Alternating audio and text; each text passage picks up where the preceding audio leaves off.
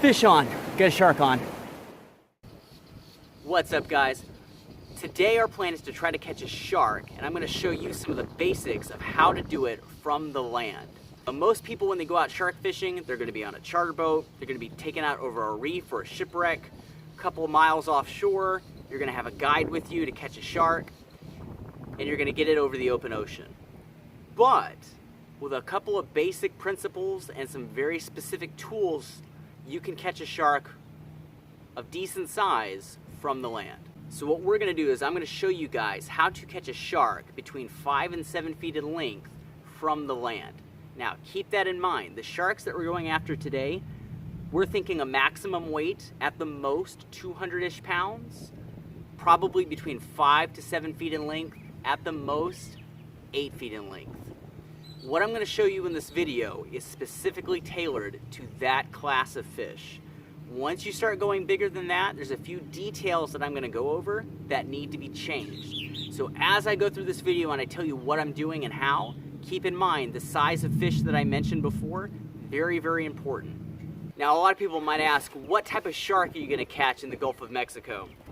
Well, there's a wide variety of shark that live in the Gulf of Mexico.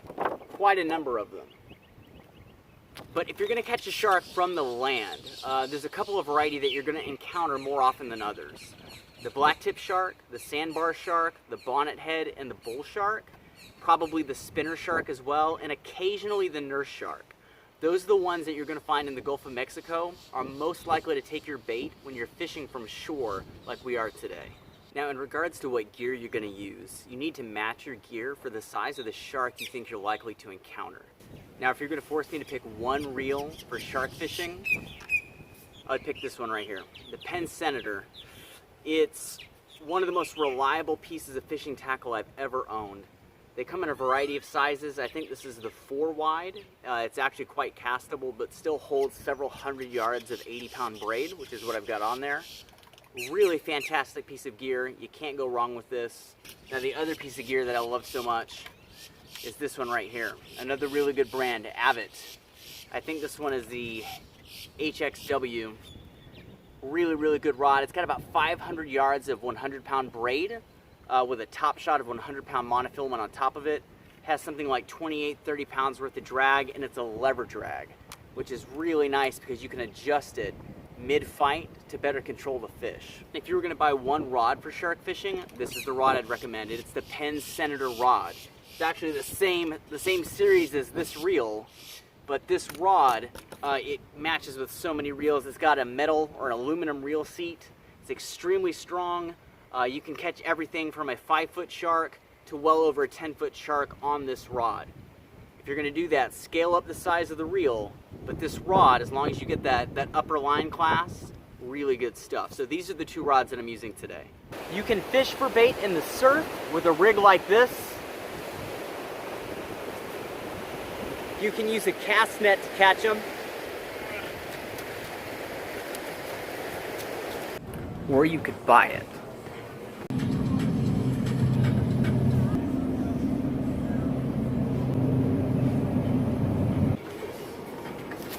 Always good to start off your day with some frozen bait, just in case you don't catch any later on. Now once you've caught your bait, you want to make sure to keep it cool. If it sits out in the sun too long, it's going to spoil and that'll put off sharks. Very picky eaters. So make sure you have a good insulating ice chest and a lot of ice. Now it's tempting to catch your bait fish, just throw them in the ice and be done with it. But don't do that, and here's why.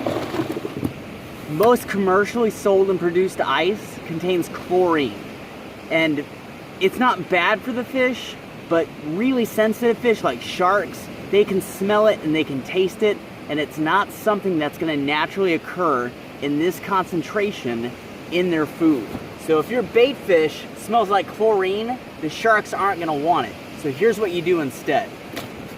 Get yourself one of these, a good Ziploc bag. Put your bait in the bag first, make sure it's properly sealed, then put your bait on top of the ice, and you're good to go. Now, when it comes to rod holders, like the ones back there you can see behind me, I'm very particular about what I use. Big sharks pull really hard, and if your drag is set up high enough to set the hook properly, there's a good chance that if you're using the wrong material, a shark can break your rod holder. Now, most stores don't sell rod holders that I think are up to the qualifications of catching a shark. So here's what I like to use. First off, my rod holders for shark fishing are always going to be metal. I never use PVC on the rods I'm using to catch sharks. This is actually one of the post goals in a volleyball net. This works wonders. The diameter is perfect for my rods. It's very strong, and it's about 4 feet tall. Now, when I bury this thing, I'm going to bury it up to about right here. I want at least a third of my rod holder under the ground. So when a shark pulls, remember, the longer the lever, the more force the fish has to move your rod holder. So metal rod holders only for sharks, and make sure at least a third of it, a good 18 inches or more, is buried under solid sand. Now, to dig a good hole for your rod holder, you're gonna need a spade. I like this one, just that old school camping fold-up style. This whole thing can collapse into about 8 inches, a little pouch I have that goes with it. A good friend of mine gave this to me some years ago, has been invaluable to me. This sand here is really solid, and that's what you wanna set your rod in. It's tempting to go the easy route. Put it in the wet sand where it's easy to dig. A shark will pull it right into the ocean. So get yourself a good spade, start your hole with this, then move to your hand. You want a narrow hole about this big, no bigger than the diameter of a softball. Once you can stick your whole arm up to your elbow in there, it should be deep enough to set your rod in, put the sand back in, pack it down tight. Now, the big drawback with a huge multiplier reel like this, thick line, hundreds of yards of it, is that you can't possibly cast that. I mean, how on earth can you take a leader that's 20 feet long, a bait as big as both fists, on a big multiplier reel, and cast that out into the ocean? Well, you can't do it. So if you're gonna catch a shark from the shore, you're gonna need a kayak. Now, when you're shark fishing, this is the most important piece of gear you have, a good life jacket. Remember, once you're done tightening all the straps, give it the lifeguard test, put your thumbs under the shoulders and pull up. It shouldn't ride up at all. If it comes up over your neck, it's too big, tighten it, fasten it, or get another life jacket. You don't get second chances with the ocean. Now, 2 very important rules for using a kayak on the ocean. Number 1, if you do not have your life jacket, or it is not in good condition, do not get in the boat. I have canceled entire shark fishing trips on the beach and ready to go because I didn't have my life jacket or it wasn't working properly. Number 2, you have to be able to do something very important that you can do this one critical thing. You must be able to get back in your kayak after getting knocked out of it. If you can't do that, do not get in the kayak, do not go out on the water. It doesn't matter how athletic you are or how good you can swim, any given body of water can and probably will drown you if you're not careful. Now, in a later video, I'm going to show you guys the basics of how I build these shark fishing leaders. I do not buy leaders ever. I build all of my own because I know exactly what they are capable of and I know all the fine details of how they're made and I can trust them. But some of the basics, again, just to kind of give you a heads up. Again, good reliable circle hook. I like 400-pound wire, although I have caught 100-pound sharks on as light as 175-pound wire. And for my trace, I like to use between 300 and 500-pound test monofilament. That is what actually makes up the body of my leader. And you're going to want to make sure you have a couple of these. This is what's often referred to as a spider weight or a gripper lead. Basically, it's about the same weight as your average sea fishing rig, that one labeled 6 for 6 ounces, but it's actually the gauge and thickness of the wire that's going to determine how well it holds. So even though this is only 6 ounces, I can put a 10-15 ounce bait on it, and these little gripper wires are going to sink into the sand And as you put tension on the rod, it's gonna hold the bait in place quite nicely. So take your weight with its wire gauges set in position, and you're gonna hook 1, 2, 3 of these wires under that front line right there of the elastic of your kayak. Just like this. That will hold under just the slightest amount of tension. Gather up your bait and the steel leader and make sure it sits on the same side as your weight.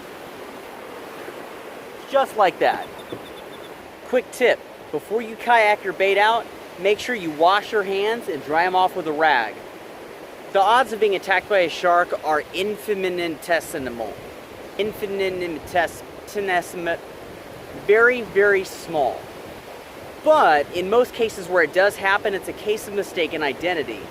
If you fall out of your kayak, you don't want to increase your odds by smelling like a bloody dead fish. Put your rod and reel in the rod holder, just like so. Make sure your drag is set just right so that as you paddle that kayak, you'll pull out line. Make sure your ratchet is set so that you can annoy everybody on YouTube.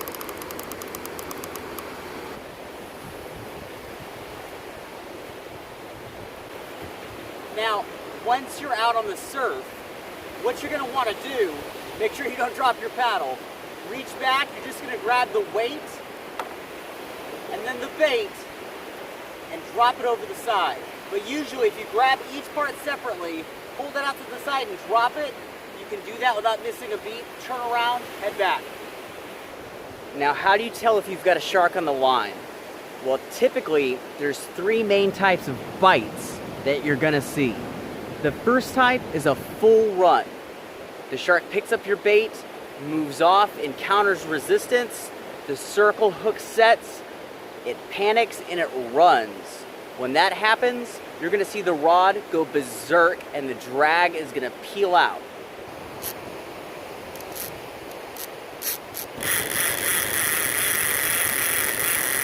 The second type of bite is when the shark does exactly the same thing but moves towards you instead of away from you. We call that a slackliner. Basically, the rod under tension, when that shark moves towards you, it's gonna let up, it's gonna straighten out, and the line is gonna fall slack.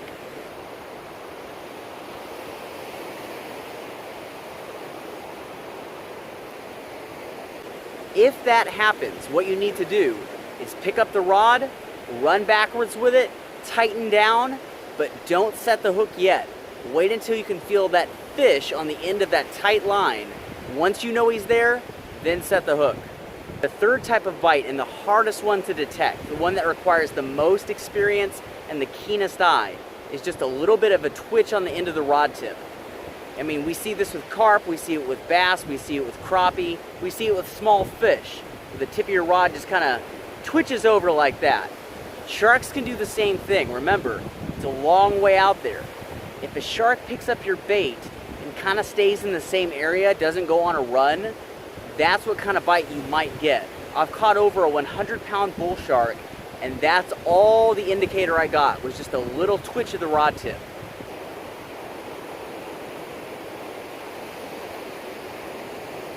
Now, when you're ready to set the hook, remember, it's not a strike like most fishing. In most fishing environments, you're going to be within 100 yards of your fish. When you're shark fishing, bare minimum, you're going to be doubling that, 200, 300 yards away. And a hook like this one, especially a circle hook, your pull of a few feet is going to make no difference on the hook set of that fish hundreds of yards away. So instead of striking into the fish, here's what you do instead. Set your drag to strike and run backwards with the rod facing forward.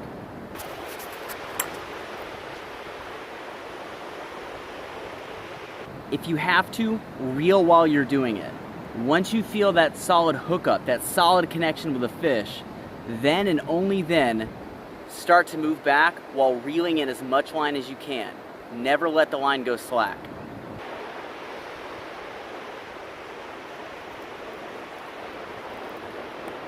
Now when it comes time to land the shark, once you get it in close into the shallows, you need to have a good strong rope ready.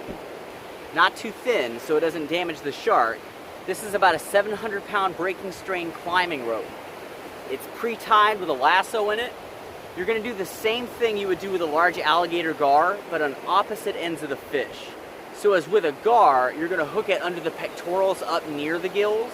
With a shark, you're going to put this lasso around its tail, the caudal fin.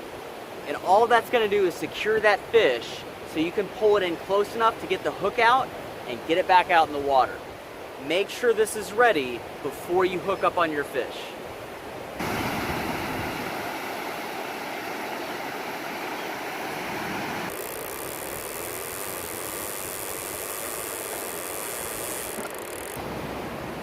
Fish on, get a shark on.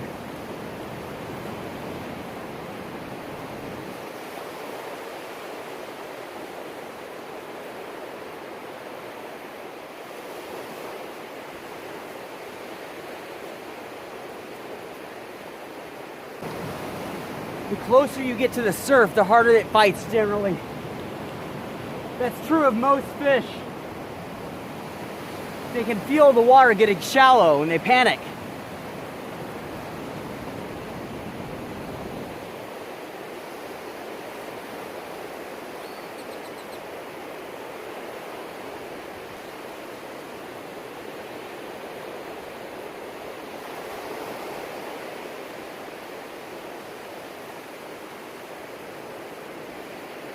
All right, I can see him now. It's a bull shark.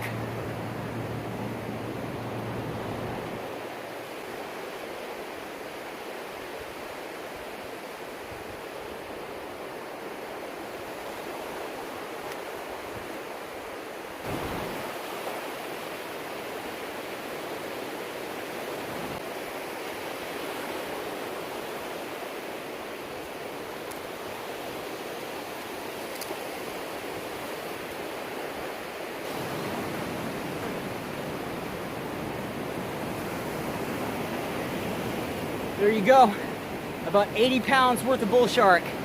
Perfect size for what we were doing today. Perfect catch.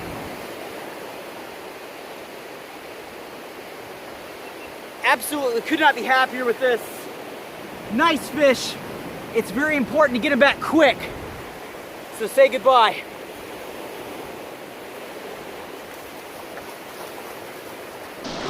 There you go.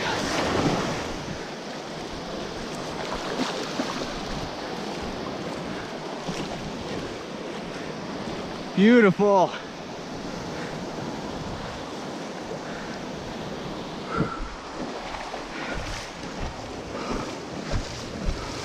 Nice shirt. Thanks.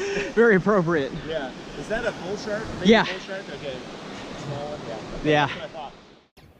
And there you have it. That's the basic way to catch a shark from the land for beginners. Now, a couple of very important things I want to address really quick for you guys. These are important notes. Keep this in mind. Number one, safety first. Fishing is always a potentially dangerous activity because you are near the water. Water is much more dangerous than people think it is. It's easier to drown than people think it is. Although, yes, you are going to be handling a shark, and that is also dangerous, your number one concern should always be water safety. Be as careful as possible. Safety is always number one. Sharks are very maligned and disrespected animals, and that's always been the case. A lot of people like to blame the movie Jaws, but if you just go back and look through any form of media going back hundreds or even thousands of years, sharks have always been portrayed as ugly man-eating monsters, and that's simply not the case. Not only are they fantastic and amazing animals, but they're incredibly important to the ecosystems they live in. Apex predators always play an important role in keeping the ecosystem that they reside over very, very healthy. Whether or not you have a strong population of sharks is very indicative of whether or not you have a healthy population of everything else. Now, sharks are on the global decline. It may not seem like that because, again, it's one of those animals that's out of sight. Even if there's lots of them, they're in the ocean and most of us can't see them on a daily basis. So it's not quite as easy to notice when their numbers start dropping. but globally sharks are on the decline, so I would highly encourage you to practice good, safe catch and release. Yes, there are regulations for catch and keep with certain species of sharks. It is legal to do that. Certain species can be harvested, but I encourage everyone to practice catch and release with your sharks. It's just, there's no downside to that. For you younger or less experienced anglers out there, let me tell you a phenomenon that happens when you catch a shark. Everyone within 500 yards suddenly ends up right behind you. And you get a number of reactions. Most people are just fascinated.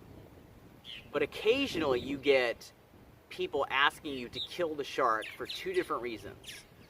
The first thing that happens is somebody will come along, and this happens in a lot of my videos with a variety of fish, and they want the fish. They want to keep the fish. And a lot of people don't understand the important aspect of the release in catch and release fishing. To me, that's the best part. When I get to put the fish back and watch it go free, that's my favorite part. A lot of people don't understand that, and they think, well, you've caught this fish. Fish are just food, so if you're not going to keep it, I don't understand why you're not letting me keep it. Well, that's because it's a wild animal, and we fish for different reasons. Yes, some people fish for food, but some people like me fish to experience a particular type of wildlife.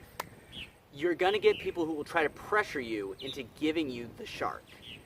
If you are set on catch and release, don't be afraid to tell them no.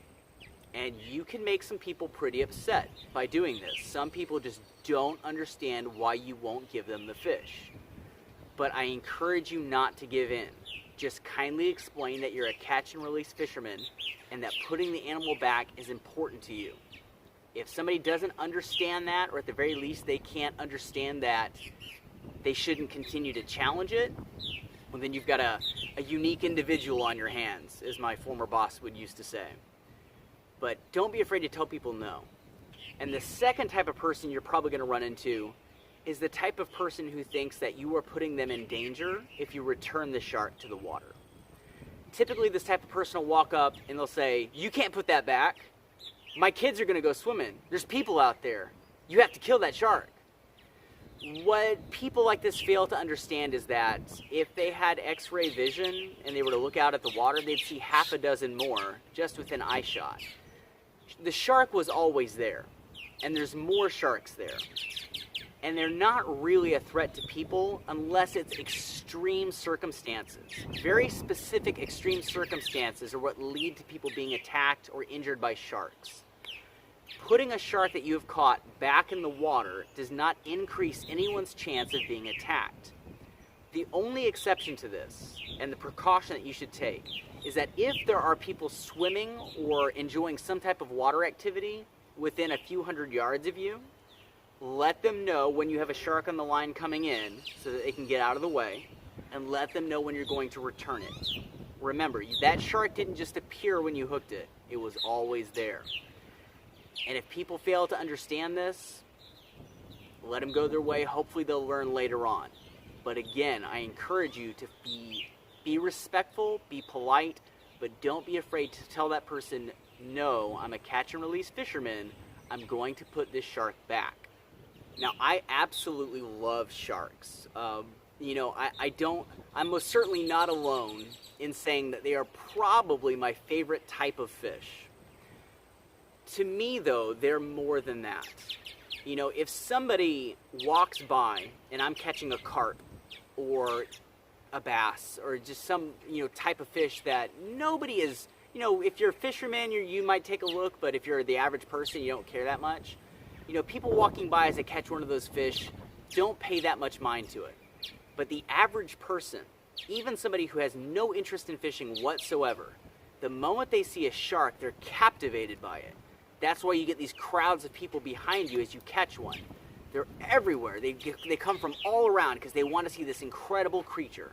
Sharks have, I believe to their benefit, a reputation for being a really cool and somewhat scary animal.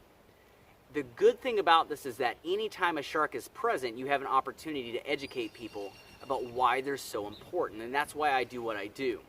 You know, I catch fish specifically as a means to educate people about an environment, an ecosystem that is normally out of sight and out of mind. I'm a conservation educator, and the environment that fish inhabit and fish themselves tends to be my favorite of the ecosystems on which to educate people. The shark is kind of like the pinnacle of that. There's no other animal that is going to draw greater attention to whatever conservation message that I want to put out there than a shark, which is why I love shark fishing. It's why I love showing sharks to people. It's why I love putting them on camera. So again, I'm giving you this information to go out and catch a shark. What you do with it, as long as it's within the means of the law, is up to you. But I highly, highly encourage you, catch and release, and if you have the chance, share some neat information about that animal with a passerby. Get them to be as interested in that animal as you. Hope this helps. Tight lines, good luck.